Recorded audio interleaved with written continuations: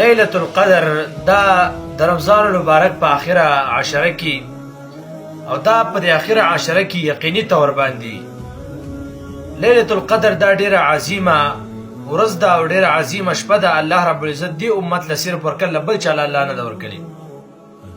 دا داسې یو عظیمه شپه ده، لیکن څلور اعمال تاسو وکړئ په اخره عشره کې. څلور الله رب العزت په خامخا د ليلة القدر د شپې فضیلت خامخا تاسو درکړي او یقیني تور باندې دا څلور اعمال چې څوک وکړي الله رب العزت له د ليلة القدر د شپې فضیلت ورکړي. په اعتکاف ته ناسي ام ودی کی او په اعتکاف ته نه ناس ام ودی کی الله رب العزت له دغه څلور اعمال د وجنه د ليلة القدر د شپې فضیلت ورکړي. یو عمل هغه دا دی په دې لس ورځو کې تاسو د ماښام مونځ وروسته یا د ماخوستن مونځ وروسته چې د خپل وس موافق صدقه ورکړئ.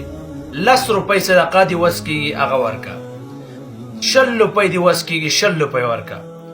دا 10 ورځې خامخا یو غریب له د ماښام مونځ وروسته یا د ماخوستن مونځ وروسته صدقه ورکړه.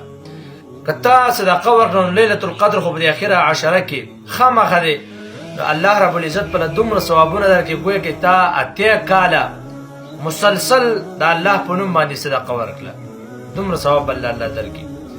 دویم عمل د ماښام مونځ وروسته یا د ماخوستن مونځ وروسته 2 رکعته نفل وکړه.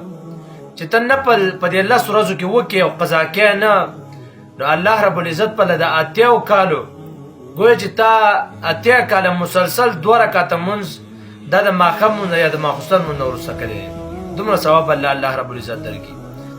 دریم عمل تراویح مه قضا کوئ په دې اخر عشره کې. تراویح خلک پرېږدي نه خو لیکن صحیح یې وکئ. څنګه چې د مونځ حق دی هغه شان تراویح تاسو ماخوستن مونځ وروسته وکئ. الله رب العزت پر دومره ثوابونه درکړي ګویا کې تا 8 کاله 20 رکعاته مونځ او نوافل الله رب العزت ته کړي دي.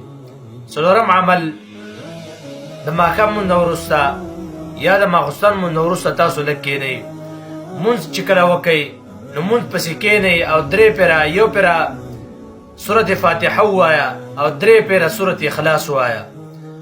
دا مسلسل د عمل 10 ورځې وکړه، د دې دومره ثواب دی ګویا کې تا یو قرآن ختم کړي. نو چې دا عمل وکړي او په دغه شپه باندې ليلة القدر شپه نو ګویا تا 8 کاله یا 8 کاله مسلسل تا یو قرآن مجید ختم کړ، دومره ثواب کار دی. نو 4 اعمال دي خامخا یې وکئ، پرېږدئ مه. دا 10 ورځې دي دا 4 اعمال وکئ نو د ليلة القدر د شپې فضیلت په الله رب العزت تاسو له درکړي.